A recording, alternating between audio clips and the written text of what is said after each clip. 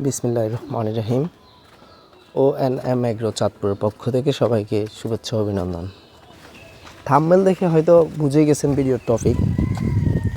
তো আজকে আপনাদের সাথে আলোচনা করব মুরগির ডিম পাড়া অবস্থা বা ডিম দেওয়া শুরু হলে কি মেডিসিন দিবেন ওই সম্পর্কে আজকের ভিডিওতে আপনাদেরকে একটু ধারণা দেব।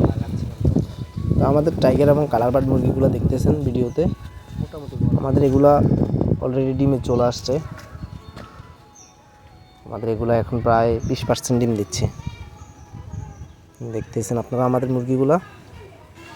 আর এই ডিমগুলোর গ্রোথ, মুরগির গ্রোথ, ডিমগুলো পরিপূর্ণতার জন্য আমরা কি মেডিসিন ব্যবহার করি তাই আজকে আপনাদের সাথে আলোচনা করব, এবং মেডিসিনগুলোর কি কাজ তা আজকে আপনাদের সাথে আলোচনা করব।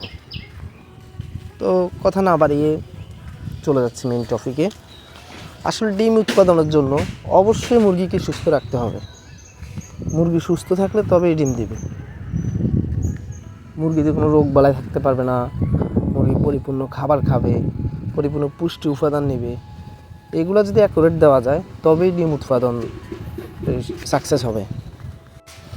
তাই খাদ্যর পাশাপাশি মুরগিকে কিছু মেডিসিন দিতে হবে, যেগুলো মুরগিকে সম্পূর্ণ সুস্থ রাখবে এবং মুরগির স্বাস্থ্য ঠিক রাখবে। তো আমরা যে মেডিসিনগুলো দিচ্ছি তা আপনাদেরকে প্রথমেই আপনারা দেখতে পাচ্ছেন এখানে যে মেডিসিনটা, এটা হচ্ছে জিঙ্ক বি হচ্ছে জিঙ্ক এবং ভিটামিন বি। এর কাজ হচ্ছে মুরগির পালকগুলোকে সুস্থ রাখবে, মুরগির চামড়া ভালো রাখবে, মুরগির হাড় ভালো রাখবে। এটার পরিমাণ হচ্ছে প্রতি 20 লিটার পানির সাথে 50 ml। তো আমরা দিয়ে দিছি, আপনারা দেখতেই পাচ্ছেন। জিঙ্ক একটু পানিতে মিশিয়ে দিবেন, ভালোভাবে মিশিয়ে দিবেন জিঙ্কগুলা। তো জিঙ্ক বিটা এটা অনেক ভালো উপাদান। এরপর সেল ই, এটা হচ্ছে ভিটামিন ই। এর কাজ হচ্ছে মুরগির যে প্রজনন ক্ষমতা বৃদ্ধি করা, মোরগকে শক্তিশালী রাখা, পেশিগুলা শক্তিশালী রাখা। এটা বাচ্চা উৎপাদনের ক্ষেত্রে সেল ই অনেক গুরুত্বপূর্ণ। তো আপনারা দেখতেই পাচ্ছেন আমরা সেল ই দিচ্ছি।